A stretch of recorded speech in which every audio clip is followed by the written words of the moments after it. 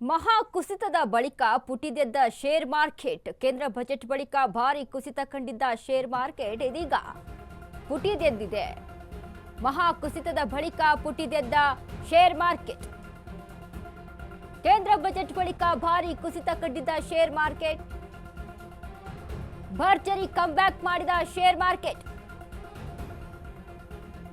ಉತ್ತಮ ಪ್ರಮಾಣದ ಚೇತರಿಕೆ ಕಂಡ ಭಾರತೀಯ ಷೇರುಪೇಟೆ. ಸೆನ್ಸೆಕ್ಸ್ ಮತ್ತು ನಿಫ್ಟಿ ಎರಡು ವಹಿವಾಟು ಗ್ರೀನ್ನಲ್ಲಿ ಅಂತ್ಯವಾಗಿದೆ. ಬಿಎಸ್ಸಿನಲ್ಲಿ ಸೆನ್ಸೆಕ್ಸ್ ಬರೋಬ್ಬರಿ 943 ಅಂಕ ಏರಿಕೆ, 262 ಅಂಕ ಏರಿಕೆ ಕಂಡ National Stock Exchange. Bajaj Consumer Care, Mangaluru Refinery, Petrochemicals Limited, Sundaram Finance, Latent View Analytics, Century Plyboard share ಮೌಲ್ಯ ಏರಿಕೆಯಾಗಿರುವಂಥದ್ದು. DSJ Keep Learning, MOIL, Bharat Dynamics, Future Lifestyle Fashion, AB Cotspin ಇಂಡಿಯಾಗೆ ಲಾಭ. ಮಹಾ ಕುಸಿತದ ಬಳಿಕ ಶೇರ್ ಮಾರ್ಕೆಟ್ ಇದೀಗ ಪುಟಿದೆದ್ದಿರುವಂಥದ್ದು. ಕೇಂದ್ರ ಬಜೆಟ್ ಬಳಿಕ ಭಾರಿ ಕುಸಿತ ಕಂಡಿದ್ದ ಶೇರ್ ಮಾರ್ಕೆಟ್, ಭರ್ಜರಿ ಕಮ್ಬ್ಯಾಕ್ ಮಾಡಿದ ಶೇರ್ ಮಾರ್ಕೆಟ್. ಉತ್ತಮ ಪ್ರಮಾಣದ ಚೇತರಿಕೆ ಕಂಡ ಭಾರತೀಯ ಷೇರುಪೇಟೆ. ಸೆನ್ಸೆಕ್ಸ್ ಮತ್ತು ನಿಫ್ಟಿ ಎರಡು ವಹಿವಾಟು ಗ್ರೀನ್ನಲ್ಲಿ ಅಂತ್ಯವಾಗಿರುವಂಥದ್ದು.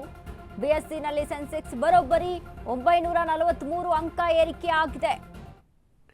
ಸರ್, ನಾವು ಗಮನಿಸ್ತಾ ಇದ್ವಿ ಕೇಂದ್ರ ಬಜೆಟ್ ಬಳಿಕ ಇದು ಸ್ವಲ್ಪ ಒಂದು ರೀತಿಯಾಗಿ ಡಲ್ ಆಗಿತ್ತು ಶೇರ್ ಮಾರ್ಕೆಟ್ ವಿಚಾರದಲ್ಲಿ ನಾವು ಗಮನಿಸೋದಾದ್ರೆ. ಇದೀಗ ಗ್ರೀನ್ ಲೈನ್ ಬರ್ತಾ ಇರುವಂಥದ್ದು.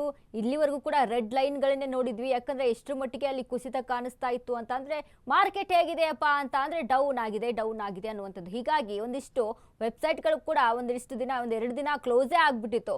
ಹಾಗಾಗಿ ಎಲ್ಲೂ ಕೂಡ ನಾವು ಗಮನಿಸಿದ್ರೆ ಬರೀ ರೆಡ್ ಅಂದ್ರೆ ರೆಡ್ ಮಾರ್ಕ್ಗಳು ಅಲ್ಲಿ ಹೆಚ್ಚಾಗಿ ಬರ್ತಾ ಇತ್ತು. ಆದ್ರೆ ಇದೀಗ ಗ್ರೀನ್ ಲೈನ್ ಬಂದು ಸ್ವಲ್ಪ ಚೇತರಿಕೆ ಕಂಡಿರುವಂಥದ್ದು ಇದೀಗ ಕಂಡು ಬರ್ತಾ ಇದೆ. ಇನ್ನು ಅದೇ ಒಂದು ರೀತಿಯಾಗಿ ಮಹಾ ಕುಸಿತ ಕಂಡಿದ್ದಂತ ಶೇರ್ ಮಾರ್ಕೆಟ್ ಇದೀಗ ಒಂದೇ ಸಮನೆ ಪುಟಿದೆದ್ದಿರುವಂಥದ್ದು ಕಾಣಿಸ್ತಾ ಇದೆ. ಯಾಕಂದ್ರೆ ಕೇಂದ್ರ ಬಜೆಟ್ ಬಳಿಕ ಭಾರಿ ಕುಸಿತ ಕಂಡಿದ್ದಂತ ಶೇರ್ ಮಾರ್ಕೆಟ್ ನಲ್ಲಿ ಇದೀಗ ಭರ್ಜರಿ ಕಮ್ ಬ್ಯಾಕ್ ಕೊಟ್ಟಿದೆ ಅಂತ ಹೇಳಿದ್ರೆ ತಪ್ಪಾಗ್ಲಾರ್ದು. ಯಾಕಂದ್ರೆ 943 ಸೆನ್ಸೆಕ್ಸ್ ಅಲ್ಲಿ ಏರಿಕೆಯನ್ನ ಕಂಡಿದೆ ಅಂತ ನಾವು ನೋಡೋದಾದ್ರೆ ಲೆಟೆಂಟ್ ವ್ಯೂ ಅನಲಿಟಿಕ್ಸ್ ಮತ್ತು ಸೆಂಚುರಿ, ಒಂದಿಷ್ಟು ಡಿಎಸ್ಕೆಪಿ ಲರ್ನಿಂಗ್ ಆಗಿರ್ಬೋದು, ಎಂಐಒಎಲ್, ಭಾರತ ಡೈನಾಮಿಕ್ಸ್ ಆಗಿರ್ಬೋದು, ಹೀಗೆ ಒಂದಿಷ್ಟು ಶೇರ್ ಮಾರ್ಕೆಟ್ಗಳು ಕೂಡ ಅಲ್ಲಿ ಇದೀಗ ಪುಟಿದೆದ್ದಿರುವಂಥದ್ದು. ಒಂದು ರೀತಿ ಗ್ರೀನ್ ಲೈನ್ ಬಂದಿದೆ.